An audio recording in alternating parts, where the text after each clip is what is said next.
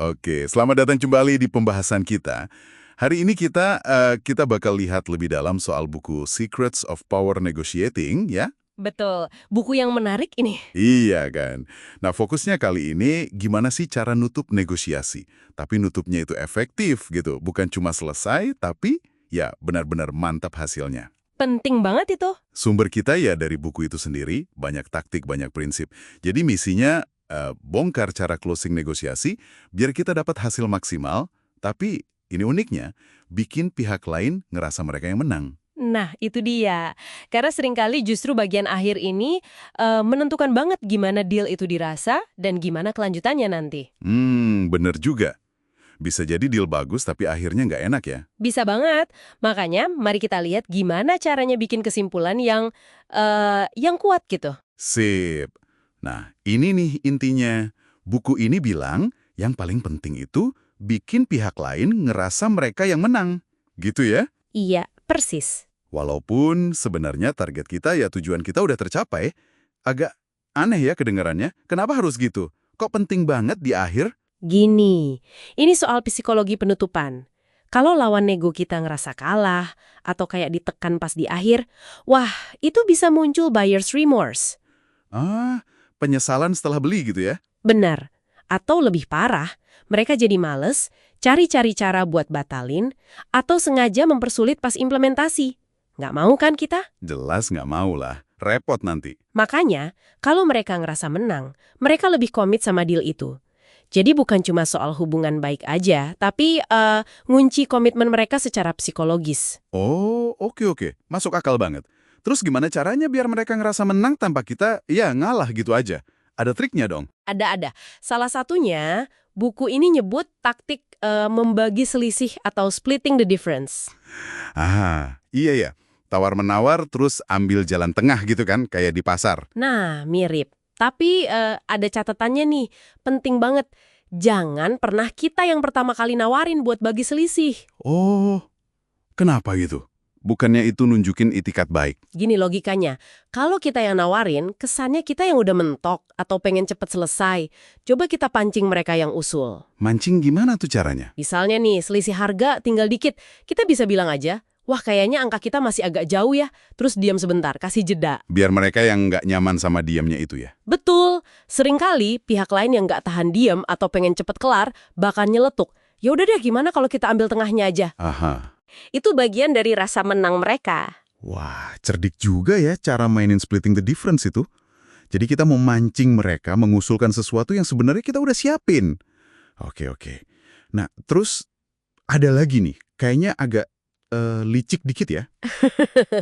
Bisa dibilang gitu, tergantung cara pakainya. Namanya the nibble, menggigit sedikit. Ini dilakuinnya pas kapan? Nah, ini timingnya krusial banget. Dilakuin pas setelah deal utama udah disepakati. Udah salaman, udah lega gitu. Oh, jadi pas lawan bicara udah ngerasa, selesai nih negosiasinya. Iya, persis. Mereka udah keluarin energi banyak, udah investasi emosi buat bilang setuju. Jadi biasanya mereka males banget kalau harus buka lagi perdebatan alot yang barusan kelar. Titik lemah psikologis ya? Betul. Di saat rentan itulah kita bisa minta tambahan kecil. Kuncinya minta sesuatu yang rasanya kecil dibanding deal utama. Contohnya gimana tuh? Kayak yang soal mobil tadi ya? Itu contoh klasik. Udah deal harga mobil nih, terus kita sambil siap-siap pergi bilang, oh ya, ini bensinnya udah full tank kan ya? Atau kalau bisnis, udah deal kontrak besar, terus kita nambah, nanti laporan bulan pertama bisa tolong tambahin analisis X dikit ya? Biar mereka mikir, daripada ribet lagi, iyain aja deh. Kurang lebih gitu.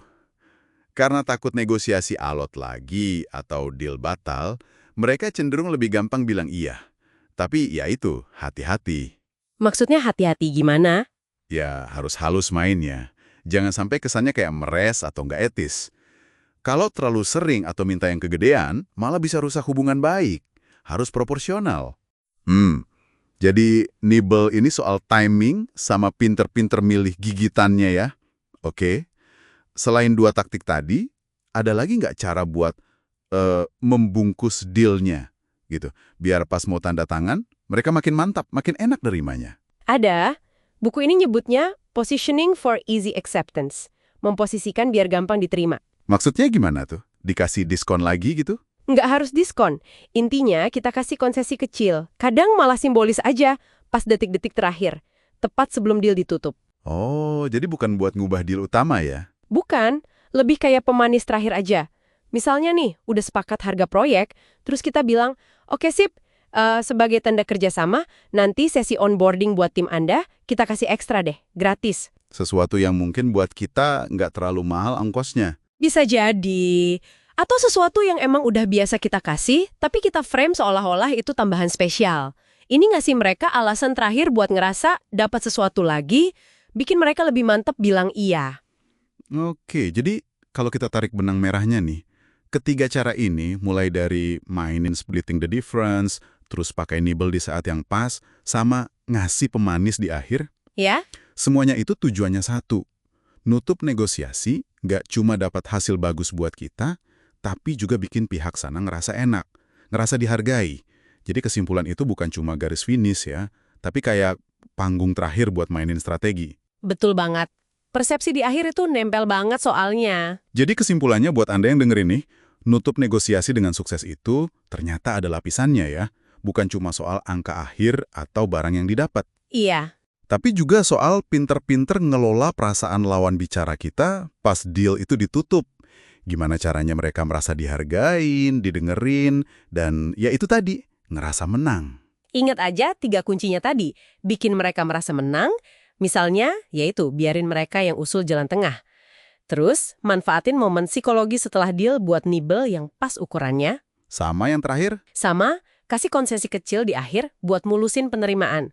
Positioning for easy acceptance. Semuanya buat memastikan kesimpulan yang kuat dan positif. nah, sebagai penutup nih, mungkin ada satu pemikiran buat Anda bawa pulang. Coba deh, perhatiin interaksi Anda sehari-hari. Mungkin pas nego gaji, beli sesuatu, diskusi proyek, atau bahkan sekedar nentuin mau makan di mana sama teman. Seberapa sering sih kita cuma fokus ke apa hasil akhirnya aja? Angkanya berapa? Barangnya apa?